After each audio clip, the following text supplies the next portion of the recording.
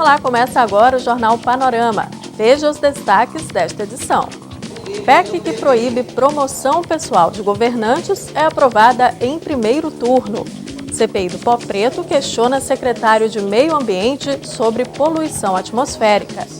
Deputados querem saber por que o Estado recebia recursos federais e atrasava o pagamento a hospitais filantrópicos. Na última sessão ordinária da semana, foi aprovada em primeiro turno proposta para evitar propaganda pessoal de chefes de poder. A repórter Gabriela Zorzal esteve em plenário e tem os detalhes para a gente. Durante a sessão ordinária desta quarta-feira, os deputados aprovaram em primeiro turno uma PEC, proposta de emenda constitucional de autoria do governo que proíbe o uso de logomarcas que identifiquem determinada gestão. O projeto ainda veda a fixação de imagens de chefe do poder nas repartições públicas. É um avanço, né? Um avanço positivo para o Estado do Espírito Santo, proibindo que o Estado e os municípios usem desses artifícios para a promoção de governantes ou de períodos administrativos. Por se tratar de PEC, a proposta precisa passar por duas votações. Na sessão ordinária desta quarta-feira, aconteceu a primeira delas. Seguindo os trâmites do regimento interno, o presidente da Casa, o deputado Teodorico Ferraço, determinou que a PEC seja baixada de pauta por duas sessões. Ela deve retornar para o segundo turno de votação na sessão ordinária da próxima quarta-feira. Voltamos ao estúdio. Secretário de Meio Ambiente e representantes do IEMA prestam esclarecimentos na CPI do Pó Preto. Eu acompanhei os trabalhos do colegiado. Confira. Concentrações de dióxido de enxofre e de poeira sedimentável, conhecida popularmente como pó preto, acima dos limites estabelecidos em quase todos os 10 pontos onde há estações de monitoramento do ar na Grande Vitória. A constatação do Instituto Estadual de Meio Ambiente foi apresentada em mais uma reunião da CPI do Pó Preto. São poluentes regulamentados pela Organização Mundial de Saúde, com índices de qualidade do ar recomendados, indicados.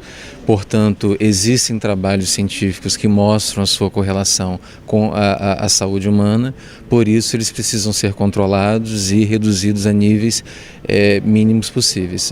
A grosso modo, é o nosso objetivo, né, do nosso decreto estadual 3463R, se chegar às recomendações da Organização Mundial de Saúde, especialmente para esses dois poluentes.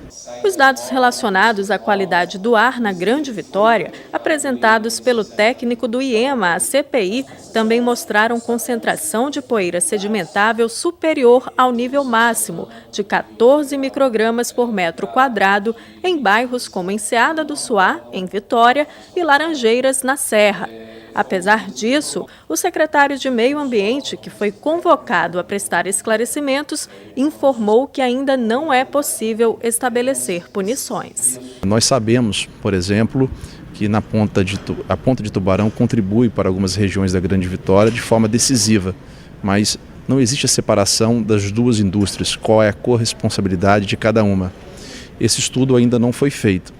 Dessa forma, tendo visto que a gente vive no Estado Democrático de Direito, não basta ultrapassar o limite de qualidade do ar do decreto 3463R, hoje em vigor, de 14 gramas por metro quadrado, que já foi ultrapassado em alguns meses do ano. Porque, além disso, é preciso identificar quem foi o agente poluidor específico que violou esse limite. E é isso que nós queremos alcançar a partir da identificação do DNA da poeira.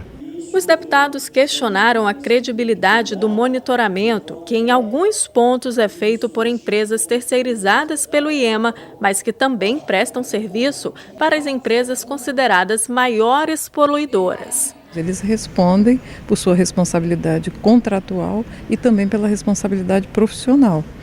Tem as chamadas ARTs, as anotações de responsabilidade técnica, que demonstram a responsabilidade daquele profissional ou daquele grupo sobre quaisquer produções técnicas.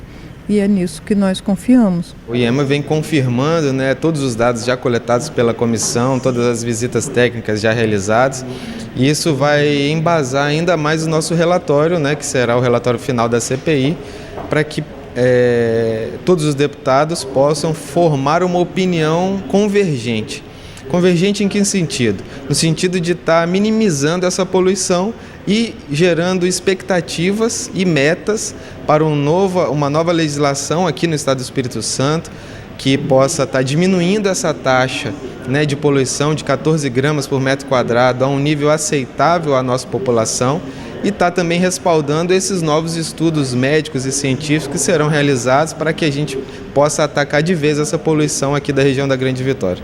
Comissão Parlamentar de Inquérito quer esclarecer os atrasos do governo estadual em repassar recursos federais a hospitais filantrópicos. Os membros da CPI dos Empenhos da Saúde ouviram durante a segunda reunião ordinária o presidente da Federação das Santas Casas e Hospitais Filantrópicos do Estado. O convidado respondeu a questionamentos sobre atrasos nos repasses de verbas do Fundo Estadual da Saúde, que recebe recursos do Fundo Federal aos hospitais filantrópicos. O governador Casagrande manteve o critério de pagar os hospitais por pré-pagamento igual que se paga para as organizações sociais e que era pago no governo anterior. Então ele continuou pagando por em torno de uns 2 anos. A partir daí ele começou a reduzir, né, e pagar, foi modificando e começou a pagar por mês vencido e depois começou a atrasar.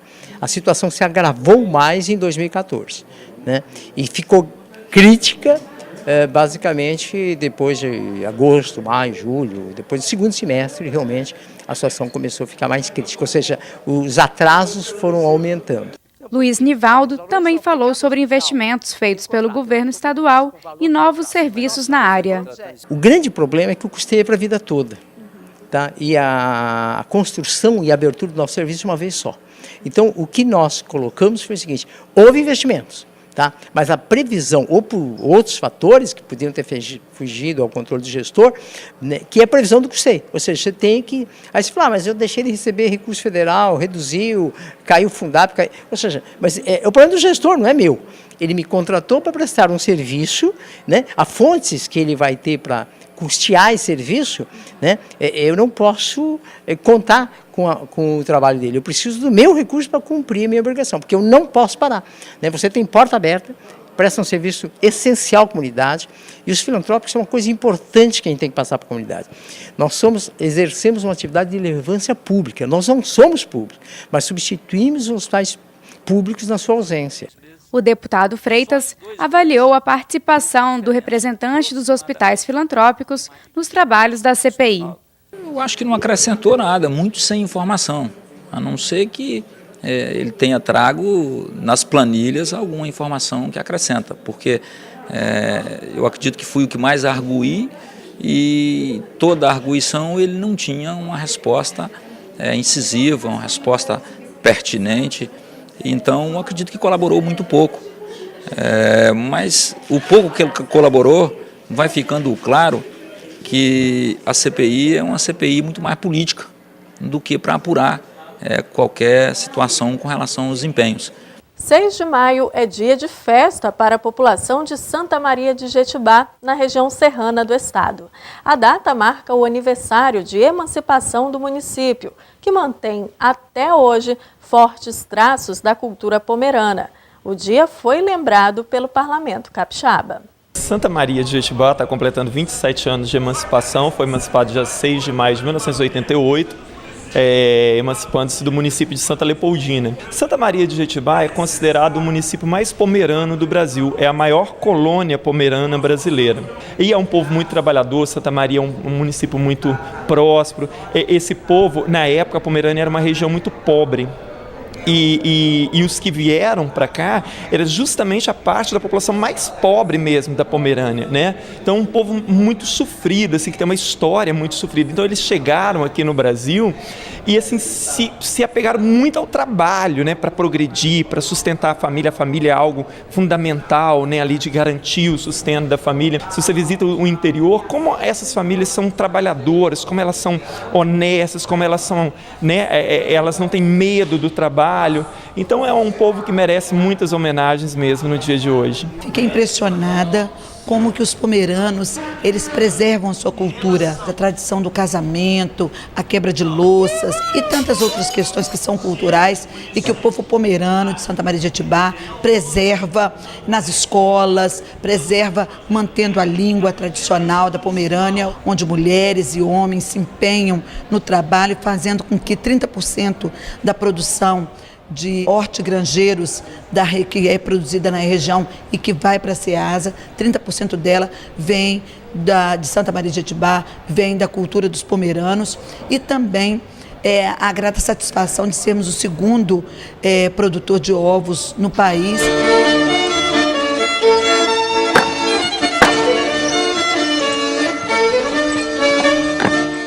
Santa Maria de Jetibá também foi lembrada em indicação do deputado Edson Magalhães. O parlamentar sugere a instalação de placas educativas no entorno da barragem do Rio Bonito, localizada no município.